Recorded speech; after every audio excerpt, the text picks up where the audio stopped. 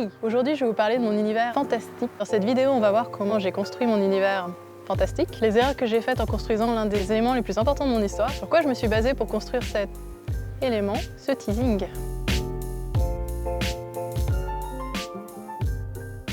Avant toute chose, si vous voulez le résumé de mon histoire, je vous invite à aller voir la vidéo d'intro qui en parle.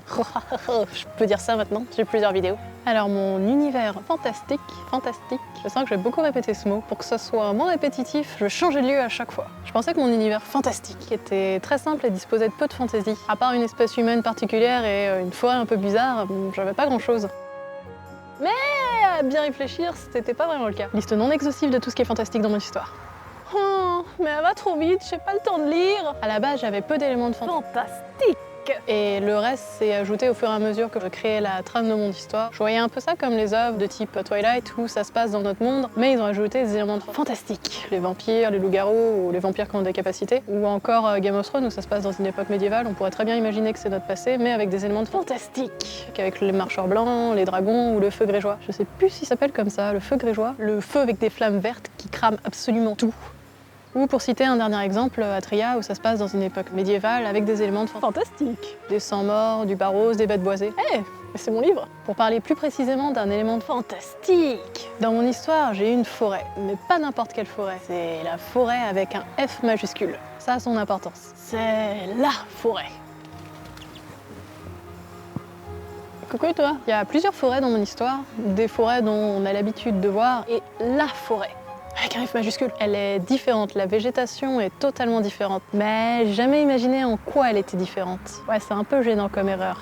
Du coup, quand j'ai dû écrire le chapitre qui se déroulait dedans, il a bien fallu que j'invente ce lieu. Bah, j'avais déjà quelques petites idées, des arbres bizarres, des fruits toxiques. J'étais bloquée avec les forêts que je connaissais.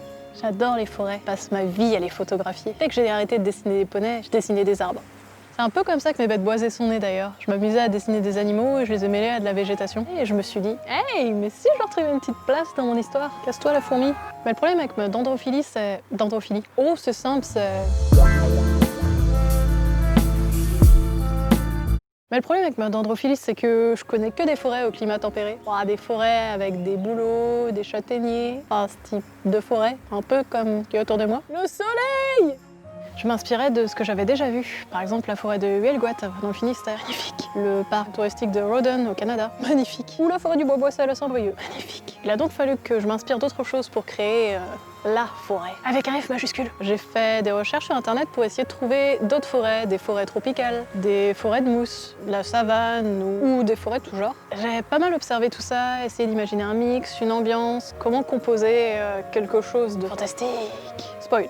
C'était dur. Et ça m'aidait un peu. Et pour l'ambiance, j'ai passé une playlist sur Spotify que j'écoutais quand j'étais en train d'écrire. Je vous mets le lien dans la description si vous voulez voir ce que ça donne. Quand j'étais en train d'écrire, avec du coup la playlist que j'écoutais, je me suis demandé si j'y étais, qu'est-ce que je ressentirais, qu'est-ce que je verrais. Et hop là, j'étais partie. J'ai pas mal composé avec des musiques d'ambiance.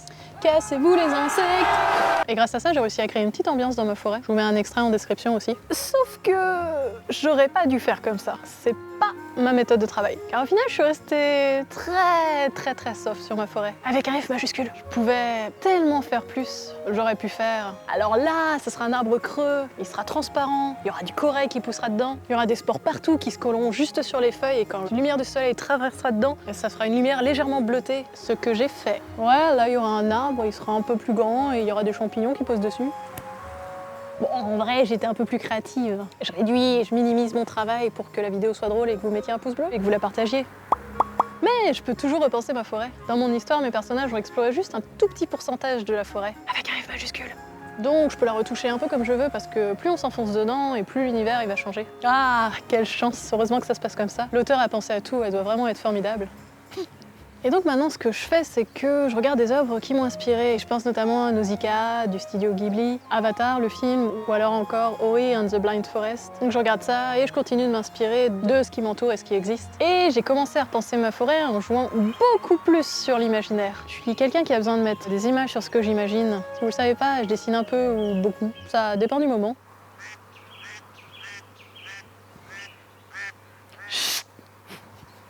Et l'amour de la nature.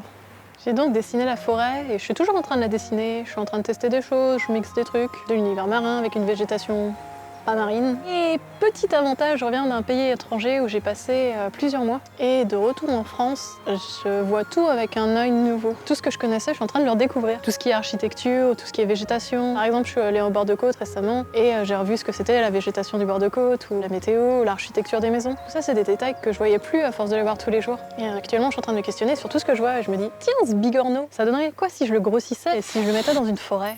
Faudrait que ce soit un mammifère. Du coup, il ferait quelle taille? Qu'est-ce qu'il mangerait? À quoi il ressemblerait? Tiens, cette arbre avec des graines. Et si au moindre choc, ça provoquait un dégagement de fumée? Si on en lançait beaucoup, est-ce qu'on pourrait s'en servir comme arme? Et ma question en ce moment, c'est, et si c'était différent?